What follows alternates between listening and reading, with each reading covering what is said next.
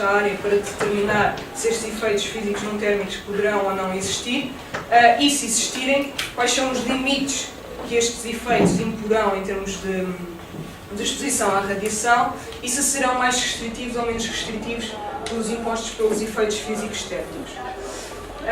Depois, temos aqui os efeitos psicossomáticos e esta imagem procura traduzir um pouco esta questão, que acaba por ser o efeito do medo, da desinformação.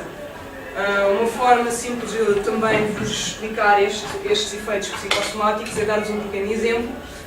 Eu mais à frente irei aprofundar um pouco mais as atividades do projeto MONIT, mas precisamente uma das atividades que nós temos é em colaboração com câmaras municipais e precisamente numa colaboração com uma câmara, aquilo que é realizado é indicado às câmaras que nós podemos realizar medidas e instalar equipamentos em locais que tenham moradores que fazem queixas devido à presença de antenas, locais sensíveis como escolas, hospitais, em que as próprias câmaras achem que seja pertinente instalar este tipo de equipamento.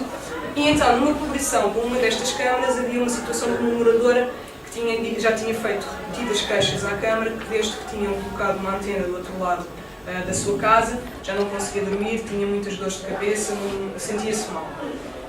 Então, nesse sentido, a Câmara estava em colaboração com o MONIT e pediu-nos para ir ao local para realizar medidas para verificar se os níveis de segurança estariam a ser ultrapassados, porque pode ser sempre uma possibilidade, não é, para as pessoas estarem a manifestar. Então, fomos ao local com o equipamento para realizar as medidas. A questão é que, quando chegámos ao local, não estava lá nenhuma antena. Não estava, isto é que é o elemento de radia. Estava lá assim um poste simples. O que é que aconteceu? A senhora estava na sua casa, viu uns senhores com uns coletes a dizer ótimos, Vodafone, TNN, o que for. Chegaram ao local, colocaram um poste alto que a senhora ficou logo a associar, isto é uma antena, isto está a radiar, e ela própria induziu em si os efeitos que tinha ouvido estarem associados à exposição àquele tipo de radiação. Agora, quando nós estamos a falar desta questão, é um pouco delicada, não é? Porque a senhora está a indicar que está a sentir aqueles efeitos e nós estamos com um equipamento a mostrar-lhe que os níveis estão a ser cumpridos. Acaba por ser um pouco delicado, precisamente porque é aquele efeito placebo, como vocês sabem, quando são realizados testes clínicos, existe um grupo que é submetido ao medicamento em si e o outro que é submetido a um placebo que é nada, for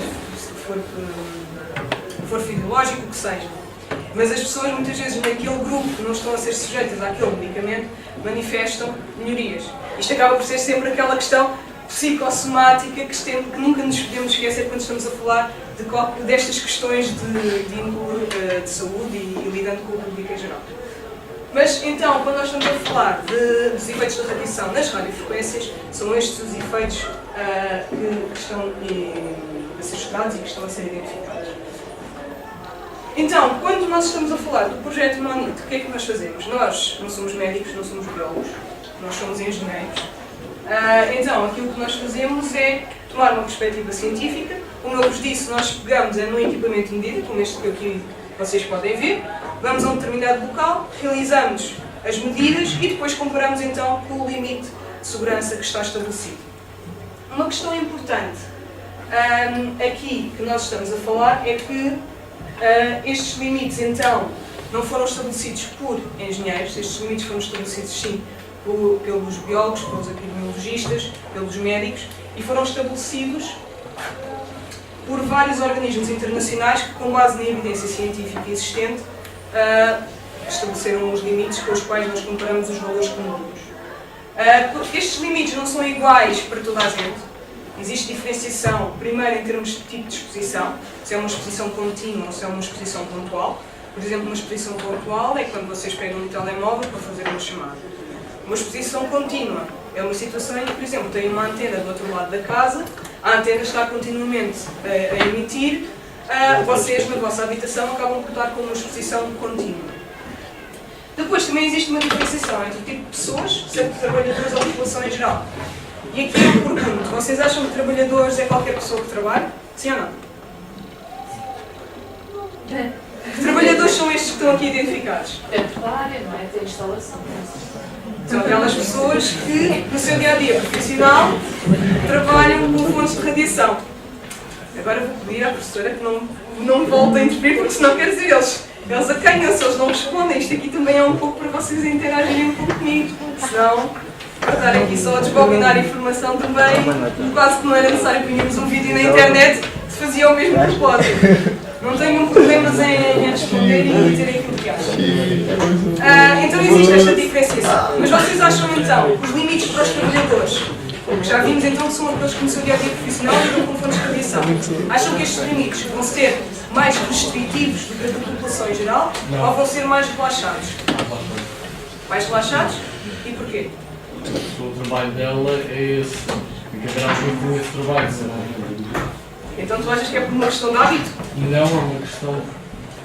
As pessoas que trabalham no trabalho a tirarem radiografias. Sim. A resposta são um valor muito superior das pessoas que só vão tirar uma radiografia de vez em quando. Então, mas porquê é que tu achas que o limite para essa pessoa vai ser mais relaxado do que se fosse uma pessoa que só lá vai de vez em quando? Então já vamos ver. Só uma questão importante que aqui também, eu estou a falar destes limites e nós tipicamente quando pensamos em limites pensamos é aquela faixa, se passa aquilo vamos cair todos para o lado, vamos todos fritar, coisa por lá.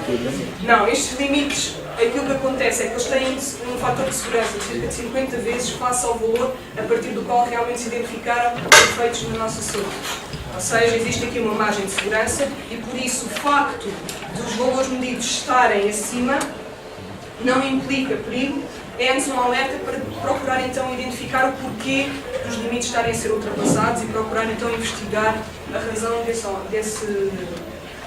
aumento do valor acima do limite. Então temos aqui o gráfico, aqui tem exemplificado então os vários limites que existem. Algo que vocês conseguem logo perceber-se é que os limites não são iguais independentemente da frequência. Isto porque, dependendo da fonte que estamos a falar, dependendo da sua frequência de funcionamento, assim a interação com os nossos tecidos será diferente. Daí, quando a interação é menor, os limites são mais relaxados. Quando a interação é maior, são mais restritivos. Vocês podem então aqui ver que existe limite para o público em geral e para os trabalhadores. Dos trabalhadores realmente é mais relaxado, como o vosso colega disse.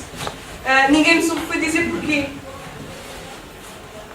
Agora que já tiveram um tempinho para pensar um pouco mais no assunto, porquê é que vocês acham que isto é mais relaxado? Não deveria ser ao contrário, se eles estão expostos a mais radiação, não deveriam estar com limites mais restritivos. Corpo habitua. Não é uma questão do corpo se habituar. O corpo não se habitua. Aqui aquilo que nós estamos a falar, o vosso colega falou nos raios-x. O operador de raio-x, quando vocês vão fazer o exame, ele fica ao vosso lado quando vocês estão a fazer o exame. O que é que ele faz? Ele sai da sala, vai para outra sala e só aí é que aciona o equipamento. O que é que ele está a fazer? Está a tomar uma medida de precaução. Ou seja, daí os limites para os trabalhadores serem mais relaxados, porque parte-se do pressuposto que estas pessoas que lidam com estas fontes de radiação têm informação e podem tomar então medidas de precaução para minimizar a sua exposição. Vocês repararem, têm aqui uns técnicos de reparação de antenas, telemóveis. No caso de uma reparação de uma antena, caso não seja possível desligar, o operador vai se aproximar, sabendo que as antenas emitem essencialmente para a frente. Vocês acham que o técnico de reparação vai se aproximar da antena, não sendo possível desligá-la, pela parte da frente ou pela parte posterior? Pela parte posterior, porquê? Porque ele sabe o princípio de funcionamento da antena, então ele sabe que estando a aproximar-se para a reparação pela parte posterior vai estar exposto a menos radiação. Isto são só alguns exemplos para vocês terem então esta noção que os limites existem, estão estabelecidos e que existe a diferenciação e cuidado de diferenciar as diferentes populações. Já agora, só para referir, estando nós a falar, e principalmente a seguir vamos falar de sistemas de comunicações móveis, quando nós estamos a falar dos sistemas de comunicações móveis, estamos a falar dos limites que se encontram aqui nesta zona, e o equipamento que nós utilizamos para realizar medidas é um equipamento de banda larga, não está a medir só as emissões dos telemóveis. Aquilo que ele está a medir é uma gama de frequências que vai mais ou menos desde aqui até aqui. E como nós, com este equipamento, não conseguimos identificar as diferentes frequências, não conseguimos chegar aos 900 MHz e dizer, ok, esta é a antena que está a emitir os 900 MHz, então isto é o quando está a radiar e quando está a chegar aqui. Como não conseguimos fazer isso, aquilo que ele faz é somar a contribuição de todas as fontes que funcionam nesta banda e apresentam-nos um valor. Nós aquilo que fazemos então é comparar com este patamar mais restritivo, não é? Porque se este limite não for ultrapassado, então qualquer um dos restantes limites também não será. Então, falando agora um pouco mais nos sistemas de comunicações móveis, algo que nós conseguimos facilmente identificar é o telemóvel que anda sempre connosco, não é? Isto há uns tempos uma pessoa fazia sempre a pergunta quem é que tem telemóvel. Hoje em dia já é desnecessário porque muitos de nós já têm 2, 3 telemóveis, é consoante a rede que queiramos. Mas então aquilo que nós conseguimos identificar facilmente são as antenas, cuja designação técnica é a estação base, é isto que vocês têm aqui representado, por exemplo, e o telemóvel. Aquilo que acontece é que vocês falam e ouvem, não é? Ou seja, a comunicação entre a antena de estação base e o telemóvel é bidirecional. Agora, está aqui identificado que a estação base vai transmitir uma potência superior à do telemóvel. Alguém tem alguma ideia porquê? Ninguém tem nenhuma ideia? A estação tem de transmitir para vários telemóveis. Exatamente. O principal dos motivos é precisamente esse. O vosso telemóvel está a comunicar com uma antena de estação base, enquanto que a antena de estação base está a comunicar com vários telemóveis. Só por aí vai transmitir sempre uma potência superior. E mais à frente já vamos quantificar esta potência superior para vocês também terem uma noção dos valores que estão aqui envolvidos. Quando estamos a falar do telemóvel, quando os telemóveis começaram a ser massificados e os vossos professores vão se recordar e vocês na internet conseguem obter algumas imagens, aquilo que acontecia era que vocês tinham uma antena no exterior e muitas vezes tinham de esticar para estabelecer a comunicação. Depois começaram a surgir modelos como este que está aqui representado, em que as pessoas deixaram de ver a antena e então começaram a ter a ideia de que os telemóveis já não têm antenas, já não fazem mal, algo assim deste género. Bem, a questão é que a antena está sempre lá. A antena é o que permite estabelecer a comunicação com a estação base. E, muito simplificadamente, temos então a antena, temos um receptor e um transmissor, e é isto então que nos permite estabelecer comunicação com o nosso telemóvel. Quando estamos a falar da antena de estação base, aquilo que nós vemos então é um suporte. Pode ser um mastro, pode ser uma torre, aquilo que vocês querem identificar. As antenas, tipicamente, são estes painéis que vocês aqui podem ver. Tem aqui vários exemplos, tem aqui a identificação. E só estes painéis, que são as antenas, é que estão a emitir radiação. Por isso, quando vocês têm, por exemplo, uma torre com 30 metros, não é pelo facto de vocês estarem a tocar na torre que estão a tocar na antena que está a radiar. A antena que está a radiar está lá no topo. Precisamente, só estes painéis que vocês conseguem ver é que são as antenas e é que radiam.